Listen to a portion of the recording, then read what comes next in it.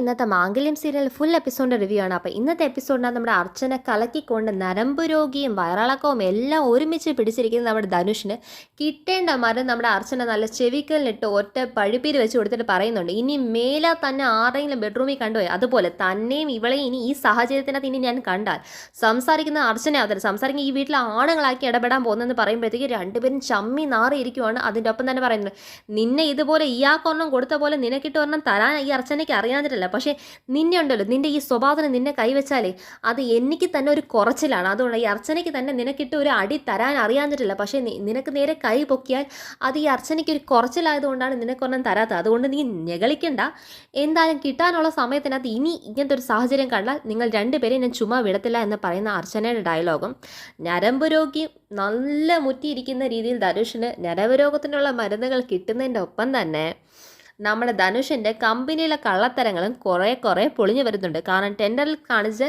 തിരിമറിയും അഴിമതിയും ഒക്കെ തന്നെ മെല്ലെ എന്നാൽ നമ്മുടെ നന്ദൻ പൊക്കാനായി തയ്യാറായി തന്നെ നിൽക്കുവാണ്. കൂടാതെ അവധിക്കിട്ടുള്ള പണികളും വരുന്നുണ്ട്. കാരണം അബ്ദുൽ ഖാദറിനെ കൊന്ന വ്യക്തിയെ കണ്ടുപിടിച്ചേ പറ്റത്തുള്ളൂ എന്ന രീതിയിൽ സന്ധ്യ നമ്മുടെ ദന്തനോട് പറയുന്ന കൊണ്ട് രണ്ടുപേരും അതിനായി കച്ചയെ മുറുക്കി തുനിഞ്ഞ് ഇറങ്ങിയിട്ടുണ്ടെന്നുള്ളതാണ്. അപ്പോൾ ഇന്നത്തെ ഡീറ്റെയിൽ റിവ്യൂ നോക്കാം. ഇപ്പം ഇന്നത്തെ എപ്പിസോഡ് എന്ന് പറയുന്നത് ടോട്ടൽ ഒരു അടിയുടെ പൂരമാണ്. അപ്പോൾ ഇന്നത്തെ എപ്പിസോഡ് തുടങ്ങുമ്പോൾ തന്നെ എന്താ സച്ചി അർച്ചനയുടെ നല്ലൊരു റൊമാൻറ്റിക്കായ നിമിഷങ്ങളാണ്. കാരണം സച്ചിയെ പോലത്തെ ഒരു ഭർത്താവിന് ലഭിക്കുമെന്ന് പറയുന്നത് ഏതൊരു സ്ത്രീയുടെയും ഒരു മുജ്ജന്മ സുഹൃത്തുമായിരിക്കണം. കാരണം തനിക്ക് കുട്ടികളുണ്ടാക്കാൻ കഴിവില്ലാത്തൊരു ഭാര്യയാണെന്ന് അറിഞ്ഞിട്ട് പോലും ആ ഒരു സത്യം അർച്ചനയിൽ നിന്ന് മറച്ചു പിടിക്കുന്നതിൻ്റെ ഒപ്പം തന്നെ ആ കുറ്റം തൻ്റെ കാരണം കൊണ്ടാണെന്ന് അർച്ചനയെ തെറ്റിദ്ധരിപ്പിക്കാൻ കാണിച്ചൊരു മനസ്സും അത് ചെറുതൊന്നുമല്ല. നമ്മുടെ ആണുങ്ങൾക്ക് ഏറ്റവും കൂടുതലുള്ളൊരു കാര്യമാണ് ഈഗോ എന്ന് പറയുന്നത്. ആ മെയിൽ ഈഗോ കളഞ്ഞിട്ട് ആ ഈഗോ ഒന്നുമല്ലാത്ത സ്നേഹമാണ് ഈഗോയെക്കാളും വലുതെന്ന് കാണാൻ പറ്റുന്ന ഒരു പുരുഷൻ ഒരു സ്ത്രീയുടെ ഏറ്റവും വലിയ സൗഭാഗ്യം തന്നെയാണ് നമുക്ക് മനസ്സിലാക്കാൻ പറ്റും. അപ്പം സച്ചി അർച്ചനയോട് ചോദിക്കുക, എടോ അർച്ചനെ, ഞാൻ നിന്നോടൊരു കാര്യം ചോദിക്കട്ടെ, ഇപ്പം നമുക്ക് രണ്ടുപേർക്കും കുട്ടികളില്ല എന്നുള്ളതിനകത്ത് തനിക്ക് വിഷമമുണ്ടെന്ന് എനിക്കറിയാം. നമുക്കിനി കുട്ടികളെ ഇല്ലാതാക്കി കഴിഞ്ഞാൽ തനിക്കത് ഭയങ്കര വിഷമമാവോടോ എന്ന് ചോദിക്കുമ്പോഴത്തേക്കും വിഷമമൊക്കെ ആവും സച്ചിയേട്ടാ, പക്ഷേ എന്നിരുന്നാലും ചെറിയ വിഷമം ഇല്ലായ്മയില്ല. പക്ഷേ എന്നിരുന്നാലും സച്ചിയേട്ടൻ എന്നെ ഇത്രമാത്രം സ്നേഹിക്കുന്നു കാണുമ്പോഴത്തേക്കുമേ എനിക്ക് ആ വിഷമമൊക്കെ താനെ അങ്ങ് പറന്നു പോകും. അത് പറന്നു പോകുമ്പോൾ പിന്നെ എന്നാലും ഇടയ്ക്കൊക്കെ ഇച്ചിരി വിഷമം വരും എന്ന് പറയുമ്പോഴത്തേക്കും സച്ചിക്ക് സങ്കടം വരുന്നുണ്ട്. സച്ചി എന്താണ് അർച്ചനയെ തോളോട് ചേർത്ത് പിടിച്ചിട്ട് സച്ചി എന്താണ് അർച്ചനടുത്ത് പോട്ടെടോ, നമുക്ക് ദൈവം തരാതൊന്നും ഇരിക്കത്തില്ലെന്ന് പറയുമ്പോഴത്തേക്കും അർച്ചന തിരിച്ചു ചോദിക്കുന്നുണ്ട്, സച്ചിയേട്ടാ ഞാനൊരു കാര്യം ചോദിക്കട്ടെ? താൻ ചോദിക്കടോ എന്ന് പറയുമ്പോഴത്തേക്കും സച്ചിയെടുത്ത് അർച്ചന ചോദിക്കുന്നുണ്ട്, ഞാൻ സച്ചിയേട്ടാ എൻ്റെ ചോദിച്ച ചോദ്യം തന്നെ തിരിച്ചു ചോദിച്ചാലോ? നമുക്കൊരു കുട്ടികൾ ഇല്ലെങ്കിൽ സച്ചിയേട്ടൻ അത് വിഷമാവത്തില്ലെന്ന് ചോദിക്കുമ്പം എനിക്ക് ആരാ പറഞ്ഞത് എനിക്ക് വിഷമാവുമെന്ന്? എനിക്ക് കുട്ടികളില്ലാന്ന് ആരാ പറഞ്ഞാൽ? എനിക്ക് എന്നും കുട്ടിയായിട്ട് നീ തന്നെ ഉണ്ടല്ലോ അർച്ചനെ എന്ന് പറയുമ്പോഴത്തേക്കും അർച്ചനയ്ക്ക് ഭയങ്കര സന്തോഷമാവാണ്. അർച്ചന സച്ചിയുടെ കൈകളിനകത്ത് നന്നായിട്ട് കെട്ടി പിടിച്ച് എന്താണ് തോളിലേക്ക് ചാഞ്ഞിരിക്കുവാണ്. അത് കണ്ടിട്ട് സച്ചിക്ക് സമാധാനം വന്നിട്ടുണ്ട്. സച്ചി പിന്നെ ഒറ്റൊരു കാര്യം പറയുന്നുണ്ട്, നമുക്ക് ദൈവം കുട്ടികളെ തരട്ടെ, പക്ഷെ തന്നില്ല, നമുക്കങ്ങനെ ജീവിതത്തിൽ കുട്ടികളെ ദൈവം വിധിച്ചിട്ടില്ല അർച്ചന, അങ്ങനത്തെ ഒരു വിധിയാണ് എനിക്കും നിനക്കും എന്നുണ്ടെങ്കിൽ അതിനകത്ത് താൻ വിഷമിക്കല്ല. കാരണം എന്ന് വെച്ച് കഴിഞ്ഞാൽ എനിക്ക് ഒറ്റ കാര്യം ആവശ്യമുള്ളൂ, കുട്ടികളുണ്ടോ ഇല്ലയോ എന്നൊന്നും ഉള്ളതൊന്നും അല്ല, പക്ഷേ എനിക്ക് എന്നും എൻ്റെ അർച്ചന എൻ്റെ കൂടെ തന്നെ എൻ്റെ ജീവിതം വരെ കാണും, ജീവിത അവസാനം വരെ എൻ്റെ അർച്ചന എൻ്റെ കൂടെ കാണും. താൻ ആ ഒരു കാര്യം പറഞ്ഞ് എന്നെ വിട്ട് പോകരുതെന്നുള്ളത് മാത്രമേ ഉള്ളൂ എൻ്റെ ആവശ്യമെന്ന് പറയുമ്പോഴത്തേക്കും സച്ചിയുടെ അർച്ചന പറയുന്നുണ്ട്, സച്ചിയേട്ടാ ഞാനൊരു കാര്യം പറയട്ടെ, ഈ അർച്ചന സച്ചിയേട്ടനെ വിട്ട് അഥവാ പോകുകയാണെന്നുണ്ടെങ്കിൽ അത് ഈ അർച്ചനയുടെ മരണം കൊണ്ട് മാത്രമേ സച്ചിയേട്ടനെ അർച്ചന ഒരിക്കലെങ്കിലും പിരിയത്തുള്ളൂ, അല്ല സച്ചിയേട്ടനെ ഒരിക്കലും ഈ അർച്ചന പിരിയത്തില്ല എന്ന് പറയുമ്പോൾ സച്ചിക്ക് ഭയങ്കര സന്തോഷമാവുന്നു. കാരണം എനിക്ക് സച്ചിയേട്ടനെ അത്രമാത്രം ഇഷ്ടമാണെന്ന് പറഞ്ഞ് രണ്ടുപേരും തമ്മിൽ എന്താണ് പരസ്പരം സ്നേഹിക്കുവാണ്. അപ്പം അവരുടെ സ്നേഹമാണ് എപ്പിസോഡിന് തുടക്കം. ശേഷം അങ്ങനെ എന്താണ് ഇനി സംസാരിച്ചാൽ നേരമാവും, കമ്പനിക്ക് പോകാൻ സമയമായില്ലേ എന്ന് ചോദിക്കുമ്പോഴത്തേക്ക് എന്താണ് കമ്പനിയിലേക്ക് പോകാനുള്ള എല്ലാ ഒരുക്കങ്ങളും ഒരുക്കി സച്ചിൻ എന്താണ് യാത്രയാക്കാനായി അർച്ചന എന്താണ് തീരുമാനിച്ചു. അപ്പോഴത്തേക്കും നമ്മുടെ നന്ദനും ബാഗൊക്കെ എടുത്ത് വന്നു കഴിഞ്ഞു. ഇവർ രണ്ടുപേരും പുറത്തിറങ്ങുന്ന കണ്ടിട്ടും ഒരു ടീഷർട്ടൊക്കെ ഇട്ട് അവിടെ ഗാർഡൻ ഏരിയക്കകത്ത് എന്താണ് പമ്മി പതുങ്ങി നടക്കുന്ന നമ്മുടെ ധനുഷാണുള്ളത്. ധനുഷാണെങ്കിൽ ഇവരെ കണ്ടത് ഉടനെ തന്നെ വൈറ്റി എങ്ങനെ നമ്മുടെ സ്കൂളിലേക്ക് പോകാതിരിക്കാൻ നമ്മുടെ പിള്ളേർ അടവ് കാണിക്കുന്നത്, അച്ഛാ അമ്മ ഇന്ന് വയറുവേദന എന്ന് പോകുന്നില്ലെന്ന് പറയുന്ന പോലെ തന്നെ വൈറ്റി പിടിച്ചുകൊണ്ട് ഭയങ്കര വയറുവേദന സാറേ, എനിക്ക് ഭയങ്കര വയറിന് പ്രശ്നം എന്നൊക്കെ പറഞ്ഞിട്ട് ധനുഷ് പറയുന്നുണ്ട്, എനിക്കൊന്ന് അവധി വേണം സാറേ എന്ന് പറഞ്ഞു. അതൊക്കെ ഓക്കെ ധനുഷേ, തനിക്ക് എന്തോ പറ്റിയതാ വൈറ്റനെ, ഇവിടെ നല്ല താൻ ഭക്ഷണം കഴിക്കുന്നത്? സാർ എനിക്ക് ഫുഡ് പോയ്സൺ ആയെന്ന് തോന്നുന്നതാണ്. പക്ഷേ ഫുഡ് പോയ്സൺ എങ്ങനെ ആവും, നമ്മളെല്ലാവരും ഒരു ഭക്ഷണമല്ലേ കഴിക്കുന്നത്, അത് ഞാൻ ഇതിൻ്റെ ഇടയ്ക്ക് വെച്ച് ഒരു ദിവസം ഹോട്ടലിൽ നിന്ന് കഴിച്ചായിരുന്നു സാർ അതെന്ന് പറഞ്ഞു. അതാണ് കുഴപ്പം. ധനുഷ് ഒരു കാര്യം ചെയ്തു, ധനുഷ് എന്തായാലും അപ്പോഴത്തെ സച്ചി പറയും, ധനുഷ് 1 2 3 ദിവസത്തേക്ക് അവധിയൊക്കെ എടുത്ത് നല്ലപോലെ സുഖമായിട്ട് പിന്നെ ഓഫീസിലേക്ക് വന്നാൽ മതി എന്ന് പറഞ്ഞ് എന്താണ് ധനുഷിനത് സമാധാനമായി. ധനുഷും കിട്ടിയ അവധി മുതലാക്കാൻ വേണ്ടി അവിടെ നിൽക്കുമ്പോൾ നമ്മുടെ അർച്ചനയ്ക്ക് ചിരി വരുന്നുണ്ട്. കാരണം ധനുഷിന് ഈ പണി കൊടുത്ത ആവണക്കണക്കത്തിട്ട് പണി കൊടുത്ത നമ്മുടെ അർച്ചനയും നമ്മുടെ മീനടുത്തേയും കൂടെ അല്ലേ. അപ്പം അത് നോക്കിയിരിക്കുമ്പോഴത്തേക്കും നമ്മുടെ ധനുഷിൻ്റെ അടുത്ത് എന്താണ് നേരെ വന്ന് നമ്മുടെ അർച്ചനയുടെ അടുത്ത് നോക്കി ചിരിക്കുവാണ്. അവരൊക്കെ പോയി കഴിഞ്ഞ് നമ്മുടെ എന്താണ് അവന്തികയുടെ ഹസ്ബൻഡായ നമ്മുടെ നന്ദനും അതുപോലെ തന്നെ നമ്മുടെ സച്ചിയൊക്കെ എന്താണ് കാറിൽ കയറി ഓഫീസിലേക്ക് പോയി കഴിഞ്ഞ്. അപ്പോൾ അവിടെ ധനുഷും അർച്ചനയും മാത്രമേ ഉള്ളൂ വീടിൻ്റെ പൂമുഖത്ത് നിൽക്കുന്നത്. അപ്പം അർച്ചന അടുത്ത് പറയുന്നത്, ഇത് അർച്ചന മാഡത്തിന് എന്നെ ഇഷ്ടമല്ലാത്തതുകൊണ്ട് അർച്ചന മാഡം എനിക്ക് മനഃപൂർവ്വം തന്ന ഒരു പണിയല്ലേ ഇത്. അങ്ങനെ അതിനെ ഒരു കാര്യം പറയട്ടെ അർച്ചന മാഡം, ഇതുപോലത്തെ പണി ഇനും മാഡം തന്നോ, അതൊക്കെ മേടിക്കാൻ ഞാൻ തയ്യാറായി നിൽക്കുമെന്ന് പറയുമ്പോഴത്തേക്ക് തനിക്ക് ഞാൻ പണി തരാനോ, ഒരു വയറിളക്കം സഹിക്കാൻ പറ്റാത്ത തനിക്ക് ഞാൻ എന്തിനാടോ ഇനി പണി തരുന്നത്, എൻ്റെ പണിയും കൂടെ ഒക്കെ ആയാൽ പിന്നെ താൻ ഇവിടെ താങ്ങത്തില്ല എന്ന് പറയുമ്പോൾ ധനുഷ് അങ്ങ് വളിച്ചു പോവുകയാണ്. ആ വളിച്ചു പോയിട്ട് ധനുഷ് അവിടെ നിൽക്കുമ്പോൾ അർച്ചന എന്താണ് ഇതൊക്കെ പറഞ്ഞത് അർച്ചന അകത്തേക്ക് കയറിപ്പോയി. അപ്പോഴത്തേക്കും അർച്ചന അകത്ത് കയറിപ്പോയെങ്കിലും ധനുഷിന് എന്താണ് വയറ്റിന് അപ്പോഴാണ് വീണ്ടും വേദന വന്നിട്ട് അയ്യോ അമ്മയെ വന്നിട്ട് വയറ്റിലേക്ക് പൊത്തി പിടിച്ച ധനുഷ്. വയറ്റിനൊക്കെ സൂക്കേടാണെങ്കിലും തന്നെ ധനുഷിൻ്റെ സ്വഭാവം എന്ന് പറയുന്നത് നല്ല പെണ്ണുങ്ങളുടെ പിറകെ നടക്കുന്ന കോഴി സ്വഭാവം ധനുഷ് വിട്ടിട്ടില്ലാത്തതുകൊണ്ട് നേരെ എന്താണ് ഔട്ട് ഹൗസിൽ പോകുന്നതിന് പകരം ഇവരെ നെല്ലിശ്ശേരി വീട്ടിൻ്റെ അകത്തേക്ക് കയറി അങ്ങ് പോവാണ്. നെല്ലിശ്ശേരി വീട്ടിൻ്റെ അകത്തേക്ക് കയറി പോയി വയറ്റിലൊക്കെ പിടിച്ചവനാണ് നേരെ ഒരു ബെഡ്റൂം തുറന്ന് അങ്ങ് അകത്തേക്ക് കയറുകയാണ്. അപ്പം ഇത് 6 ബെഡ്റൂമാണെന്ന് നമുക്കറിയത്തില്ല. അപ്പം ബെഡ്റൂം തുറന്ന് കയറി അകത്തേക്ക് പോകുമ്പോഴത്തേക്കും നമുക്ക് കാണാം അവിടെ ബെഡ്റൂമിനകത്തിരിക്കും നമ്മുടെ സ്നേഹയാണ് ഇരിക്കുന്നത്. സ്നേഹയുടെ സ്റ്റഡി ടേബിളിനകത്തിരുന്ന് എന്തോ വർക്ക് ചെയ്തുകൊണ്ടിരിക്കുവാണ്. അപ്പോഴാണ് വന്നിട്ട് അയ്യോ ഇത് സ്നേഹയുടെ റൂമായോ, എനിക്ക് ബെഡ്റൂം മാറിപ്പോയല്ലോ എന്ന് പറയുമ്പോൾ സ്നേഹ പറയുന്നത് അപ്പം ബെഡ്റൂം മാറിപ്പോയി. അപ്പം ആരെ തിരക്കി വന്നിട്ട് 6 ബെഡ്റൂമാന്ന് കരുതി അത് പിന്നെ എന്ന് ഒക്കെ അവിടെ കിടന്ന് ഇവന് ഉരുണ്ട് കളിക്കാതെ നോക്കുമ്പോഴത്തേക്കും നമ്മുടെ എന്താണ് സ്നേഹ പറയുന്നത്, ഉരുണ്ടൊന്നും കളിക്കണ്ട എനിക്ക് മനസ്സിലായി, എന്നെ കാണാൻ വന്നതാണല്ലേ, എന്നെ അന്വേഷിച്ചല്ലേ വന്നതെന്ന് പറഞ്ഞപ്പോഴത്തേക്ക് ഇവൻ പറയുന്നത് ഞാൻ നിന്നെ അന്വേഷിച്ചാണ് വന്നത്, ഇന്ന് നിന്നെ കണ്ടതേ ഇല്ലല്ലോ, അപ്പം എന്നെ കണ്ടില്ലെങ്കിൽ എന്നെ അന്വേഷിച്ചൊക്കെ വരുമല്ലേ എന്ന് പറഞ്ഞിട്ട് ഇങ്ങനെ നോക്കുമ്പോഴത്തേക്കും സ്നേഹ അങ്ങ് എണീറ്റ് നിന്നു. അപ്പോൾ രണ്ടുപേരും മുഖത്തോടെ മുഖം നോക്കി നിൽക്കുമ്പോഴത്തേക്കും സ്നേഹയുടെ കയ്യിലേക്ക് ഇവരങ്ങ് മെല്ലെ അങ്ങ് പിടിച്ചിട്ട് ഈ നെയിൽ പോളിഷ് കൊള്ളാമല്ലോ, ഇപ്പം ഇട്ടതേ ഉള്ളൂ ഇനി ഉണങ്ങിയിട്ടില്ല എന്ന് പറയുമ്പോഴത്തേക്കും ആണോ എന്ന് പറഞ്ഞിട്ട് ആ കൈകളെ രണ്ടിനെയും ഒരുപോലെ തന്നെ കൂട്ടിപ്പിടിച്ച് മേളിലേക്ക് കൊണ്ടുവന്നിട്ട് ഇവൻ എന്താണ് വീണ്ടും കയ്യിൽ എന്താണ് ഉമ്മ കൊടുക്കുവാണ്. ഇത് കണ്ടതും സ്നേഹയ്ക്ക് എന്താണ് ഭയങ്കര നാണമാണ്. കാരണം ഇവൻ നോക്കുന്ന നോട്ടത്തിൽ പോലും സ്നേഹം എന്താണ് നാണം കൊണ്ടങ്ങ് മയങ്ങുവാണ്. അങ്ങനെ സ്നേഹ അവനെ നോക്കി ചോദിക്കുക, എന്നെ ഭയങ്കര ഇഷ്ടമാണല്ലേ, എന്നെ യഥാർത്ഥത്തിൽ സത്യത്തിൽ ഭയങ്കര ഇഷ്ടമാണല്ലേ. അപ്പം ചോദിക്കുമ്പോഴത്തേക്കും പറയുന്നത് തനിക്ക് എന്തോ തോന്നുന്നു, എനിക്ക് തന്നോട് ഇഷ്ടമല്ലാന്ന് തോന്നണോ എന്ന് ചോദിച്ചിട്ട് സ്നേഹയുടെ 2 കൈയും എടുത്ത് നെഞ്ചോട് ചേർത്ത് അങ്ങ് പിടിച്ചിട്ട് പറയുക, താൻ ഇപ്പം നോക്കിയിട്ട് പറ എനിക്ക് തന്നോട് ഇഷ്ടമുണ്ടോ ഇല്ലയോ, തനിക്ക് എന്താ തോന്നുന്നതെന്ന് പറ, എൻ്റെ നെഞ്ചിൽ കൈയിരിക്കുമെന്ന് പറയുമ്പോഴത്തേക്കും നമ്മുടെ സ്നേഹ പറയുന്നുണ്ട് എനിക്ക് തോന്നുന്നത് എൻ്റെ അടുത്ത് ഇഷ്ടമൊക്കെ തന്നെയാണ്, ഇഷ്ടമുണ്ടെന്നാണ് തോന്നുന്നത്. അപ്പം തൻ്റെ തോന്നൽ അങ്ങനെ തന്നെ അത് ശരിയാന്ന് താൻ അങ്ങ് വിശ്വസിച്ചാൽ മതി എന്ന് പറയുമ്പം ഇവരുടെ ബെഡ്റൂമിൻ്റെ ഡോറിൻ്റെ നേരെ കൂടെ പോയിക്കൊണ്ട് നമ്മുടെ അർച്ചനയ്ക്ക് ഈ ബെഡ്റൂമിൽ നിന്ന് ധനുഷിൻ്റെ ഒച്ച കേൾക്കുവാണ്, നമ്മുടെ സ്നേഹയുടെ ഒച്ച കേൾക്കണം. അർച്ചന അവിടെ എന്താണ് ഭയങ്കര പകച്ചെന്ന് പോയി. അയ്യോ ഇവൻ ഇനി അടുത്ത പാരയിലേക്ക് പോകുമല്ലോ എന്ന് മനസ്സിലായിട്ട് അർച്ചന എന്ത് ചെയ്ത്, അർച്ചന ഇനി 1 മിനിറ്റ് വൈകിക്കഴിഞ്ഞാൽ ആ 1 മിനിറ്റ് വൈകുന്ന സ്നേഹയുടെ മാനമായിരിക്കും പകരം കൊടുക്കേണ്ടി വന്നെന്ന് അർച്ചനയ്ക്ക് മനസ്സിലായി. അർച്ചന ബുദ്ധിപൂർവ്വം തന്നെ ആ റൂം തള്ളി അകത്തേക്ക് കയറി നോക്കുമ്പോഴത്തേക്ക് ഇവൻ എന്താണ് സ്നേഹയുടെ കൈ എടുത്ത് തോളിൽ വെച്ച് സ്നേഹ കെട്ടിപ്പിടിക്കാനായി സ്റ്റാർട്ട് ചെയ്യാൻ പോകുവാണ്. അപ്പോഴത്തേക്കും സ്നേഹയാണെങ്കിൽ അവൻ്റെ എല്ലാ താളത്തിനും വഴങ്ങി കൊടുത്ത് നിൽക്കുവാണ്. ഇതാണ് പറയുന്നത് പെമ്പിള്ളാർ നിൽക്കിട്ട സ്ഥാനത്തിൻ്റെ അപ്പുറത്തോട്ടേക്ക് പോകാൻ പാടില്ല. ഇല വന്ന് മുള്ളിൽ വീണാലും മുള്ള് വന്ന് ഇലയിൽ വീണാലും കേട് മുള്ളിന് അല്ല ഇലയ്ക്ക് തന്നെയാണ് പണ്ടുള്ളവർ പറയുന്നതിൽ. ഇന്നത്തെ സമൂഹത്തിൽ ഇതുപോലെ ചതി വഞ്ചനകൾ മാത്രം പഠിച്ചു വരുന്ന കുറേ ചെറുക്കന്മാരുള്ളപ്പം അവിടെ ആ ഒരു കാര്യം സൂക്ഷിക്കേണ്ട ഒരു കാര്യമാണ്. എന്ന് പറഞ്ഞാൽ എല്ലാ ചെറുക്കന്മാരും അങ്ങനെ മോശമാണെന്ന് പറയുന്നില്ല, എല്ലാ പെൺകുട്ടികളും അത്ര വീക്കായ ക്യാരക്ടറാണെന്ന് ഞാൻ പറയുന്നില്ല. പക്ഷേ എന്നിരുന്നാൽ നമ്മൾ കാണുന്ന എല്ലാവരും സത്യസന്ധമായും ആത്മാർത്ഥ പ്രേമം ആയിരിക്കണമെന്ന് നമ്മൾ വിശ്വസിക്കാൻ പറ്റില്ല. ഇന്ന് ടിൻഡറിൻ്റെ ഒക്കെ യുഗങ്ങളല്ലേ, കാണുന്നു പോകുന്നു, ഒരു ഗുഡ് ബൈക്കകത്ത് തീരാത്ത കാര്യങ്ങളാണെന്ന് പറഞ്ഞു പോകുന്ന ബന്ധങ്ങളോടൊപ്പം നമ്മൾ സൂക്ഷിച്ചെടുക്കണം. കാരണം നമ്മൾ കൊടുക്കുന്ന മനസ്സും അവർ നമ്മുടെ കയ്യിൽ നോക്കുന്ന മനസ്സിന് പകരം എന്താണ് അവർ ഒരു ടൈം പാസ് ആണെങ്കിൽ നമ്മൾ കൊടുക്കുന്ന മനസ്സ് പിന്നെ തിരിച്ചു പിടിക്കാൻ ആ ടൈം പാസിൻ്റെ ഇടയിൽ നമുക്ക് പറ്റിയെന്നിരിക്കത്തില്ല. പിന്നെ ആ ടൈം പാസ് അല്ലാന്ന് വിശ്വസിച്ചെടുക്കാൻ തന്നെ നമുക്ക് കാലങ്ങൾ എടുത്തുനിന്നിരിക്കും. അതുകൊണ്ട് അതെല്ലാവരും ഒന്ന് ശ്രദ്ധിക്കുക, അത്രയേ ഉള്ളൂ.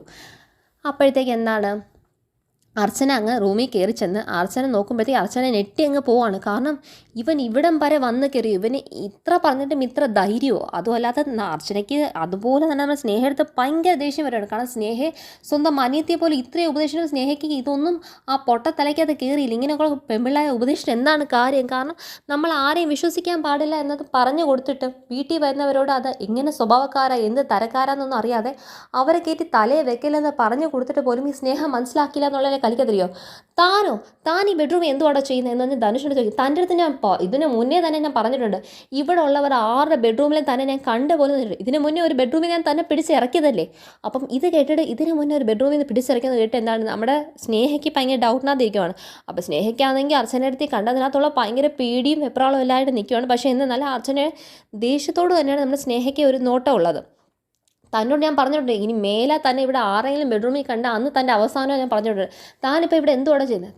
മനസ്സിലാക്കാത്ത കാര്യം മനസ്സിലാക്കാൻ ഈ അർച്ചനയ്ക്ക് അറിയാം എന്ന് പറഞ്ഞിട്ട് അർച്ചന ധനുഷിനെ അങ്ങോട്ടേക്ക് പിടിച്ചിട്ട് മുഖത്ത് നോക്കി ചെപ്പക്കുറ്റിക്കിട്ട് ഒറ്റ ഒരു അടി വെച്ച് കൊടുക്കണം. ഒരാണാണ് പെണ്ണാണെന്നൊന്നും നോക്കാതെ നമ്മുടെ സ്നേഹയുടെ മുന്നിൽ തന്നെ വെച്ചെന്നാണ് ധനുഷിനെ അടിക്കണം. അങ്ങനെയാണ് ഒരു സ്ത്രീ ചെയ്യേണ്ടത്. കാരണം തെറ്റ് ചെയ്യുന്നവൻ, ഓപ്പോസിറ്റ് നിൽക്കുന്നവൻ ആരോ ആവട്ടെ, അവൻ വലിയവനോ ചെറിയവനോ ആണോ പെണ്ണോ സ്ത്രീയോ ആര് തന്നെ ആയാലും കൊടുക്കാനുള്ളത് കൊടുത്ത് മനസ്സിലാക്കേണ്ടവരെ കൊടുത്ത് തന്നെ മനസ്സിലാക്കണം. അപ്പം അതെന്താണ് നമ്മുടെ അർച്ചന കൊടുക്കുന്നുണ്ട്. കൊടുത്തപ്പം ധനുഷ് അങ്ങ് ഞെട്ടിപ്പോയി. കാരണം സ്നേഹയുടെ മുന്നിൽ വെച്ച് അടി കിട്ടിയത് ഒന്നാമത്തെ കാര്യം. അതുപോലെ അർച്ചനയ്ക്ക് എന്നെ അടിക്കത്തക്ക രീതിയിലുള്ള ധൈര്യമോ എന്ന് പറഞ്ഞിട്ട് തൻ്റെ അടുത്ത് ഞാൻ പറഞ്ഞിട്ടുണ്ട്, തന്നെ മേലെ ഇവിടെ കണ്ടുപോലെ തന്നിട്ടുണ്ട്, തനിക്ക് നിൽക്കാൻ തന്നെ സ്ഥാനത്ത് താൻ നിന്നോടാം, അതിൻ്റെ അപ്പുറത്തോടെ കയറി കുടുംബത്തിൽ കയറി കളിക്കാനായിട്ട് നിൽക്കില്ല തൻ്റെ അടുത്ത്. പിന്നെ അയാളോട് പറയുന്ന അവിടെ ഇരിക്കട്ടെ, നിന്നോട് എനിക്ക് പറയണം, നിന്നെ ഞാനൊരു അനിയത്തിയെ പോലെ കണ്ട് നിൻ്റെ അടുത്ത് ഞാൻ പലപ്പോഴും ഉപദേശിച്ചിട്ടുണ്ട്.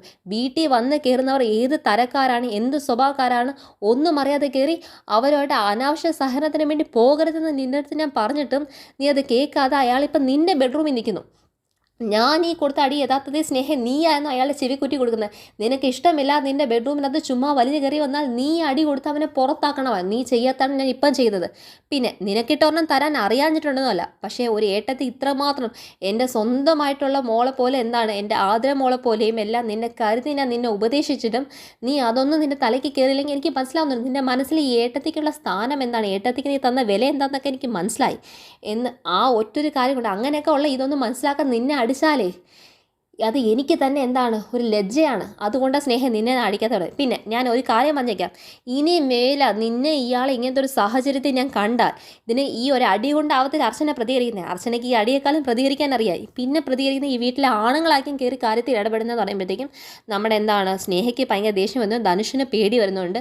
അതെല്ലാം വന്ന് ധനുഷ് അടി മേടിച്ചിട്ട് പുറത്തിറങ്ങുവാൻ, പുറത്ത് ധനുഷിന് വേണ്ടി അടുത്ത് ആര് കാത്തിരിപ്പുണ്ടെന്നറിയോ? നമ്മുടെ അവധി കാത്തിരിപ്പുണ്ട്. അവധിക്ക് ഇവിടെ നടന്ന എല്ലാ കാര്യം അറിഞ്ഞു കഴിഞ്ഞാൽ അവധിക്ക് ധനുഷിന് അവധിക്ക് വെറുപ്പും എല്ലായിട്ട് എന്തൊരു വൃത്തിയായിട്ടവൻ എന്ന രീതിക്ക് നോക്കിക്കൊണ്ട് എന്ന് മുഖമാക്കിക്കൊണ്ട് അവന്തിക്കാൻ നേരെ ബെഡ്റൂമിലേക്ക് പോകുമ്പോൾ ധനുഷ് അത് കണ്ട് അയ്യോ വീണ്ടും പാരയ്ക്ക് മേളിൽ പാര ആയാലോ എന്ന് പറഞ്ഞിട്ട്, കാരണം അടി കിട്ടിയതിൻ്റെ നാണക്കേട് തീർന്നില്ല. ആ നാണക്കേട് തീരുന്നതിന് മുമ്പേ എന്താണ് അടുത്ത ട്രാപ്പായ അവന്തികയുടെ മുന്നിൽ ചെന്ന് പെട്ടാലോ എന്നുള്ളതുകൊണ്ട് നേരെ വീണ്ടും അടുത്ത ബെഡ്റൂമായ അവന്തികയുടെ ബെഡ്റൂമിലേക്ക് ചേക്കേറുവാണ് ഇവൻ.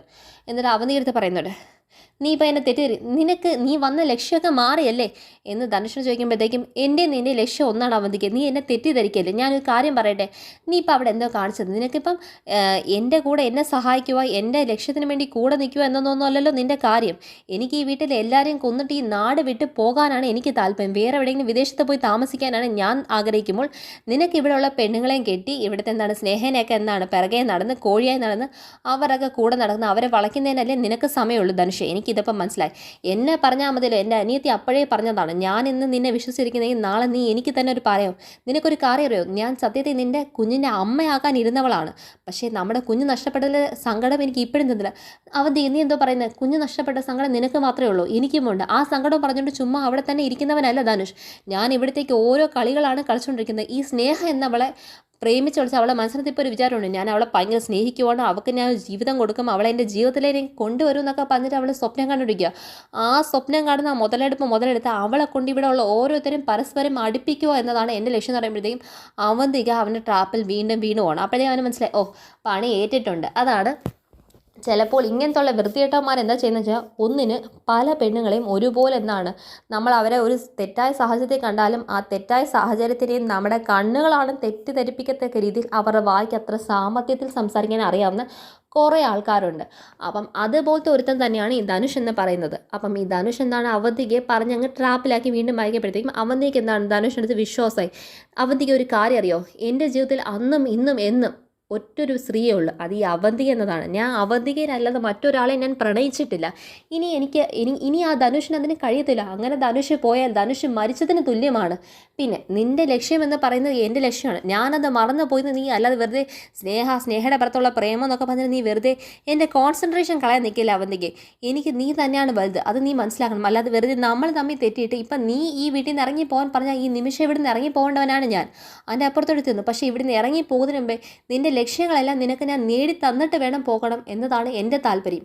അതിന് നീ തന്നെ ഒരു തടസ്സമായി മാറല്ലേ അവന്തിക എന്ന് പറഞ്ഞിട്ട് ധനുഷ് എന്താണ് ദേഷ്യപ്പെട്ട് തന്നെ അവന്തിക എടുത്ത്, ചെയ്തത് തൻ്റെ കയ്യിലെ കുറ്റമാണെങ്കിലും കുറ്റമൊക്കെ അവന്തികയുടെ കണ്ണ് കണ്ടതിൻ്റെ കുറ്റമാണെന്ന് അവന്തിക തെറ്റിദ്ധരിപ്പിച്ചിട്ടുണ്ട്. ധനുഷ് അവിടുന്ന് റൂമിൽ നിന്ന് ഡോറ് വരെ വന്നിട്ട് അവന്തികയെ നോക്കുമ്പോൾ അവന്തിക കൺഫ്യൂസ്ഡായി നിൽക്കുവാണ്. ശരിയായിരിക്കും, ധനുഷ് എന്നെ ചതിക്കത്തില്ലായിരിക്കും എന്ന രീതിയിൽ അവന്തികയുടെ മുഖം ഭാവം കണ്ട് പണി ഏറ്റ്, നീ ഇങ്ങനെ മണ്ടിയെ പോലെ ചിന്തിക്കണേന്ന് പറഞ്ഞിട്ട് ധനുഷ് എന്താണ് അവന്തിക ഒരു നോട്ടം നോക്കിയിട്ട് കള്ള ചിരിയും ചിരിച്ചിട്ട് എന്തായാലും ഏറ്റ്, എനിക്ക് എന്തായാലും ഇവിടുന്ന് പുറത്ത് പോകേണ്ട വരത്തില്ല, നിന്നെ ഞാൻ ഇങ്ങനെ മണ്ടിയാക്കിക്കൊണ്ടിരിക്കുന്നുള്ള രീതിയിൽ ധനുഷ് എന്താണ് പുറത്തേക്ക് ഇറങ്ങി റൂമിൽ നിന്ന് പോകുവാണ്. പിന്നെ കാണിക്കുന്ന നമ്മുടെ നന്ദൻ എന്താണ് കാറിൽ ഡ്രൈവ് ചെയ്തുകൊണ്ടിരിക്കുമ്പോഴത്തേക്കും ഒരു ഭാഗത്ത് വണ്ടിയൊക്കെ നിർത്തിയിട്ട് നന്ദൻ എന്താണ് നമ്മുടെ സന്ധ്യ വിളിക്കുകയാണ്. സന്ധ്യ ഒന്ന് എനിക്ക് കാണാൻ പറ്റുമോ എന്ന് പറഞ്ഞ് സംസാരിക്കാൻ വേണ്ടി നോക്കുമ്പോൾ ആദ്യം ഒന്ന് സന്ധ്യ ഫോൺ എടുക്കുന്നത്, പിന്നെ സന്ധ്യ ഫോൺ എടുത്തിട്ട് നന്ദ പറയൂ എന്ന് പറയുമ്പോഴത്തേക്കും സന്ധ്യ ഇപ്പോൾ എവിടെ ഉണ്ട്, എനിക്ക് സന്ധ്യ ഒന്ന് കാണണം, എനിക്ക് സന്ധ്യ എൻ്റെ അടുത്ത് നിന്ന് ഒത്തിരി അകന്ന് പോകുന്നതായിട്ടും ഒത്തിരി എന്താണ് മാറി നിൽക്കുന്നതായിട്ടും എന്നെ ഒത്തിരി അവോയ്ഡ് ചെയ്യുന്നതായിട്ട് എനിക്ക് തോന്നുന്നുണ്ട് സന്ധ്യ, അത് എനിക്ക് സഹിക്കാൻ പറ്റുന്നില്ല നന്ദ. എനിക്കിപ്പം അതൊന്നുമല്ല കാര്യം, എനിക്കിപ്പോൾ ഒറ്റൊരു കാര്യമേ ഉള്ളൂ. എൻ്റെ ഇക്കായെ കൊന്നവർ, അതായത് എൻ്റെ അബ്ദുൽ ഖാദർ ഇക്കായെ കൊന്ന വ്യക്തികൾ, അത് ആരാണെന്ന് അറിഞ്ഞ് അവരെ നിയമത്തിൻ്റെ മുന്നിൽ കൊണ്ടുവന്ന് നിർത്തി അവർക്ക് തൂക്കുകയർ മേടിച്ചു കൊടുക്കണം. ആ ഒറ്റ ലക്ഷ്യമേ എനിക്ക് സന്ധ്യയുടെ ജീവിതത്തിലുള്ളൂ. അല്ലാതെ മറ്റൊരു ലക്ഷ്യത്തിൻ്റെ പിറകിലും നിൽക്കാനായി ഞാനില്ല. എനിക്ക് അതല്ലാതെ മറ്റൊരു സ്വപ്നങ്ങളും എൻ്റെ ജീവിതത്തിൽ ഇപ്പോൾ ഇല്ല എന്ന് പറയുമ്പോൾ നന്ദന് ഭയങ്കര സങ്കടമാവുന്നുണ്ട്. അപ്പം നന്ദൻ പറയുന്നുണ്ട്, ഞാൻ നിനക്ക് തന്ന വാക്കാണ് സന്ധ്യ, അത് ആര് തന്നെയല്ല അബ്ദുൽ ഖാദറിനെ കൊന്ന വ്യക്തികൾ ആരാണെങ്കിലും അവരെ നിയമത്തിൻ്റെ മുന്നിലായാലും നമ്മുടെ മുന്നിലായാലും കൊണ്ടുവന്ന് ഞാൻ നിനക്ക് ഇട്ട് തരും എന്നത് എൻ്റെ വാക്കാണെങ്കിൽ അത് പാലിച്ചിരിക്കും. ആരൊക്കെ മറന്നു പോയാലും എനിക്ക് അങ്ങനെ എൻ്റെ ഇക്കായുടെ കാര്യം മറന്നിട്ട് പോയി നിൽക്കാൻ പറ്റത്തില്ലോ. എൻ്റെ എന്താണ് ഇക്കായെ അബ്ദുൽ ഖാദറിനെ കൊന്നവരെ ഞാൻ എന്തായാലും കണ്ടുപിടിച്ചിരിക്കും, അത് തന്നെയാണ് എൻ്റെ ലക്ഷ്യം എന്ന് പറയുമ്പോഴത്തേക്കും എന്താണ് നമ്മുടെ നന്ദന് സങ്കടം വരുന്നുണ്ട്. കാരണം ഒത്തിരി എന്താണ് ഇവൾ അകന്നു പോയല്ലോ എന്നിൽ നിന്നും, എന്നിൽ അത്ര വിശ്വാസം ഇവൾ അർപ്പിക്കുന്നില്ല എന്നൊരു സങ്കടമാണ്. അങ്ങനെ നന്ദൻ അവിടെ അകനെ നിൽക്കുമ്പോഴാണ് നന്ദന് പെട്ടെന്ന് എന്താണ് അവർ തമ്മിലുള്ള കോൺവെർസേഷനൊക്കെ കഴിഞ്ഞ് ഫോൺ കട്ട് ചെയ്ത് അപ്പം നന്ദന് വേറെ അനൂപിൻ്റെ കോൾ വരുവാണ്. അനു പറയാണ്, നന്ദ ഒരു കാര്യം സംഭവിച്ചു, ഭയങ്കര ഇമ്പോർട്ടൻ്റ് ഒരു കാര്യം. പറ അനൂപ് എന്ത് പറ്റിയതാണ്? നമ്മൾ കൊടുത്ത കൊട്ടേഷനുള്ള കമ്പനിക്ക് വേണ്ടിയിട്ട് അത് റിജക്റ്റ് ചെയ്തു. അപ്പത്തെ കമ്പനിക്കാണ് അവർക്ക് ടെൻഡർ കിട്ടിയത്. അയ്യോ ദൈവം, അതെങ്ങനെ സംഭവിച്ചു? അത് സംഭവിക്കാൻ ഒരു വഴിയില്ലല്ലോ അനൂപ് എന്ന് പറയുമ്പം നമുക്കറിയത്തില്ല. ഇതിൻ്റെ പിറകെ നമ്മൾ അന്വേഷിച്ചപ്പെട്ടു. നമ്മൾ കൊടുത്ത കൊട്ടേഷൻ്റെ അമൗണ്ടിൻ്റെ കാലം നമ്മൾ കൊടുത്ത സീൽഡ് ടെൻഡർ അല്ലേ, സീൽഡ് ടെൻഡർ എങ്ങനെയാണ് ലീക്ക് അറിയത്തില്ല നന്ദ. പക്ഷെ നമ്മൾ കൊടുത്തിരുന്ന കോട്ടിനെക്കാളും ഒരു വളരെ കുറച്ച് തുച്ഛമായ തുക മാത്രമേ മറ്റേ കമ്പനി കൂട്ടി എടുത്തിട്ട് മാത്രമാണ് അവർ ആ ടെൻഡർ പിടിച്ചിരിക്കുന്നത്. നമ്മൾ കൊടുത്തതിനേക്കാൾ കുറച്ച് രൂപയുടെ വ്യത്യാസമുള്ള അവരെയും നമ്മുടെയും ടെൻഡർ തമ്മിൽ. ഇതാരും പുറത്ത് പറയാതെ ഇത്രയും ഒരു കാര്യം ലീക്കാകാനുള്ള സാധ്യതയില്ല. ഇതങ്ങനെ ഒരു കോൺഫിഡൻസ് ആയി നമുക്ക് വിടാൻ പറ്റത്തില്ല. ഇത് നമുക്ക് അന്വേഷിച്ചേ പറ്റത്തുള്ളൂ. ഉടനെ നന്ദൻ പറയുന്നു അന്വേഷിക്കാം. അന്നേരം നന്ദൻ ഫോൺ കണ്ടിട്ട് എൻ്റെ പേഴ്സണൽ വിഷയങ്ങൾ എൻ്റെ കമ്പനിയുടെ ജോബിനെ വരെ എഫക്റ്റ് ചെയ്യാൻ തുടങ്ങിയല്ലോ. ഇങ്ങനെ പോയി എൻ്റെ അച്ഛനുണ്ടാക്കിയത് സാമ്പാദ്യം ഞാൻ തന്നെ കളഞ്ഞു കുളിക്കുന്നതിന് തുല്യമാവുമല്ലോ എന്ന് പറഞ്ഞാൽ നന്ദൻ ആ ഒരു സങ്കടം വരെ നന്ദൻ്റെ മനസ്സിനകത്തുണ്ട്.